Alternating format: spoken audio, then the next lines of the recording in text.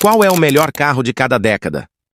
Na década de 50, foi o Mercedes-Benz 300 SL Gullwing, o primeiro carro da história com as icônicas portas em forma de asa de gaivota que criou a pura revolução através do estilo refinado. E ainda por cima foi o carro que mostrou que a Mercedes é a Mercedes, carro feito apenas para a classe alta, para quem sabe aproveitar uma boa taça de vinho acheirando e tomando com o mindinho levantado. O 300 SL foi o primeiro carro de produção do mundo com injeção direta de combustível. Seu motor 3.0 de 6 cilindros entregava 215 pocotós, fazendo de 0 a 100 em apenas 8,8 segundos, coisa que nem mesmo alguns, entre aspas, esportivos, fazem nos dias de hoje. E pensa comigo, anos 50, que carro tinha essa velocidade? Foi algo mais que impressionante para a época, mas não era só veloz, era leve, construído com estrutura tubular e atingia uma máxima de 260 km por hora. Um foguete de luxo, nascido da engenharia de corrida da Mercedes. O Gullwing virou um símbolo de status, inovação e desejo. Até hoje, é considerado um dos carros mais lindos e importantes da história. Lenda que hoje custa centenas de milhões.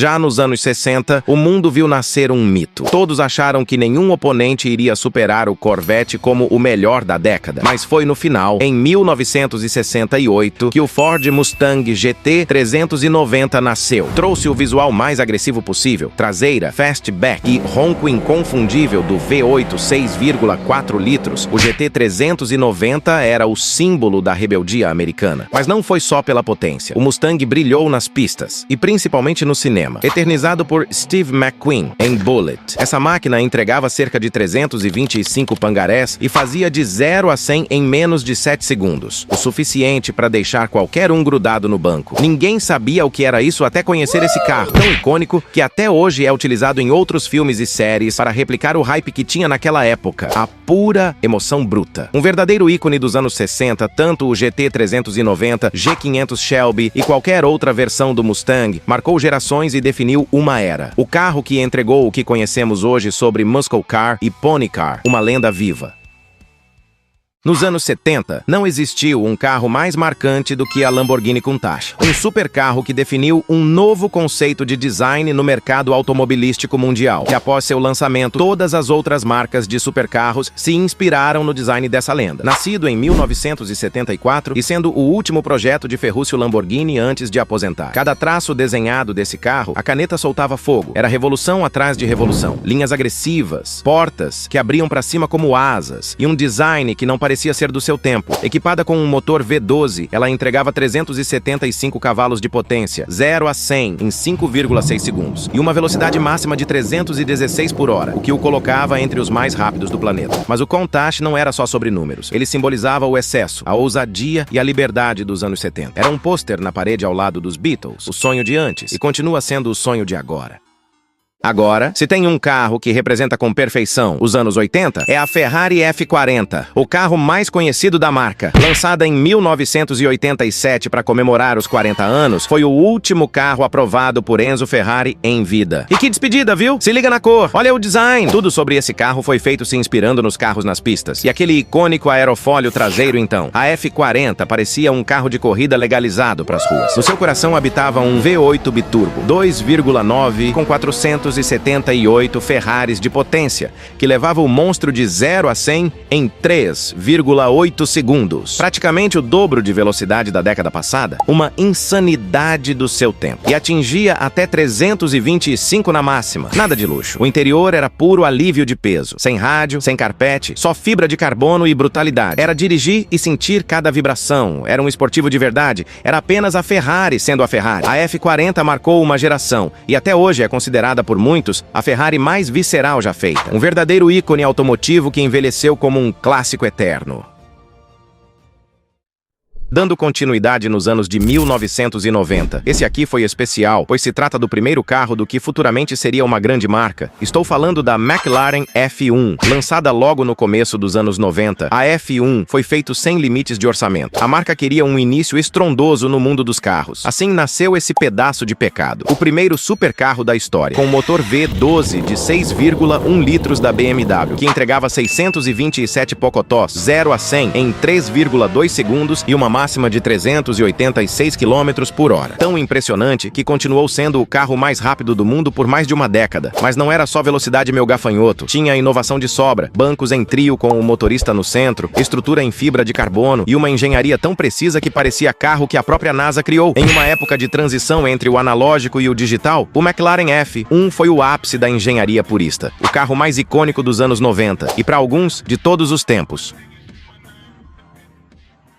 Agora, a virada do milênio. Partindo para os anos 2000, existe apenas um carro que superou qualquer um durante todos esses anos nessa indústria vital. O carro que definiu essa década foi ninguém menos que o lendário e icônico Bugatti Veyron. Lançado em 2005, ele não era apenas veloz. Era um Bugatti absurdamente revolucionário. O primeiro carro a utilizar um motor W16 e ainda por cima com 4 turbinas. O primeiro carro a ter 1000 cavalos, o primeiro a ter um 0 a 100 em 2,5 segundos. O primeiro a quebrar a barreira dos 400 km por hora e, por fim, o primeiro carro da história a ser considerado um hipercarro. Isso numa época em que o mundo ainda se encantava com carros de 300 pocotós. O Veyron se tornou quase como uma lenda urbana assombrosa, sendo coroado o carro de produção mais rápido do planeta por vários anos. Mas, pô, não será só potência, né? É um Bugatti, meus amigos. Puro luxo do luxo do luxo do luxo. Feito quase artesanalmente, com acabamento digno de carro para a Rainha Elizabeth. Só que com uma alma de foguete interplanetário.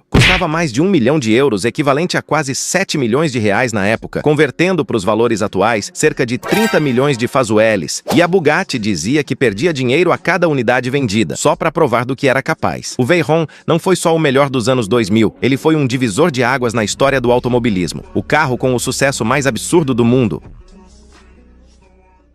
Chegando perto da atualidade, agora nos anos de 2010, o trono do rei foi deixado ao príncipe, então só poderia ser lugar da Bugatti Chiron, o supercarro discípulo que conseguiu superar o mestre. Lançado em 2016, o sucessor do Veyron veio com um motor W16 8.0 quadriturbo, entregando 1.500 pangarés luxuosos de potência e mais de 163 freaking quilos de torque. Com esse absurdo sob o capô, o Chiron é capaz de atingir o 0 a 100 em 2,4 segundos e a cerejinha do bolítio, 490 km por hora de máxima na versão Super Sport 300+, o primeiro carro de produção a ultrapassar a barreira das 300 milhas. Mas o Chiron não é só número, ele é tecnologia de Fórmula 1 com luxo de Rolls-Royce. Cada detalhe é artesanal. Tudo, literalmente feito à mão, e o carro é tão estável a 400 por hora quanto um sedã a 100. Na década em que todos buscavam o limite, o Chiron simplesmente criou um novo. Esse é o carro que transformou a década de 2010 num marco da velocidade e da engenharia. E mais uma vez a Bugatti se provou ser acima dos 100%. E dessa vez, com uma menção honrosa do Koenigsegg Jesko Absolute, que é ainda mais extremo que o Bugatti Chiron em alguns aspectos, contando com 1.622 cavalos e uma velocidade máxima teórica de 531 por hora. Mas como eu disse, é teórico, além de ser um meio termo dos anos 2019 para 2020, por isso, fica como menção honrosa. Nos anos 50, descobriram o que era a Mercedes de verdade. Nos anos 60, apreciaram a sensação de ter a cabeça colada no banco pela primeira vez. Nos anos 70, um novo marco na era de supercarros se iniciou. Nos anos 80, observamos uma luta épica entre os dois maiores rivais. Nos anos 90, o primeiro hipercarro nasceu. Nos anos 2000, os primeiros 1000 cavalos foram testados em pista. Nos anos 2010, os recordes ficaram ainda mais absurdos. E agora chegamos à era atual, a década de 2020, onde a tecnologia já tomou conta dos automóveis e, por isso, o trono do rei dos supercarros tem um novo nome, Rimac Nevera, um hipercarro 100% elétrico que veio de Pallet na região de Kanto. Esse é o primo do Pikachu. Brincadeira! É da Croácia e tá fazendo Ferrari e Bugatti parecerem carros comuns. Por mais absurdo que isso possa soar, são quase 2.000 pokémons elétricos de potência, totalizando exatamente 1914. 2.360 Nm de torque. Em quilos, isso dá um absurdo. de 240,3 kg de torque. Seu 0 a 100 é feito em apenas 1,81 segundos. Ele é atualmente o carro de produção mais rápido do mundo. Já bateu recorde de aceleração, frenagem e até de velocidade, 412 km por hora sem emitir uma gota de CO2. O carro é simplesmente a besta 666 do universo automotivo. Enquanto as marcas antigas tentaram se adaptar a gerações híbridas ou até elétricas, a Rimac já chegou pedindo truco de 12 na mesa. Se a década de 2020 fosse uma corrida, o Nevera já ganhou a Copa Pistão. Isso por enquanto. Ainda temos mais 5 anos de aguardo para outro carro tomar conta, sendo elétrico ou a combustão. Será que o futuro realmente será pura tecnologia e eletricidade? O que você acha? Esse carro ainda será o mais rápido daqui 5 anos? E o que a década de 2030 nos reserva? Só o tempo dirá.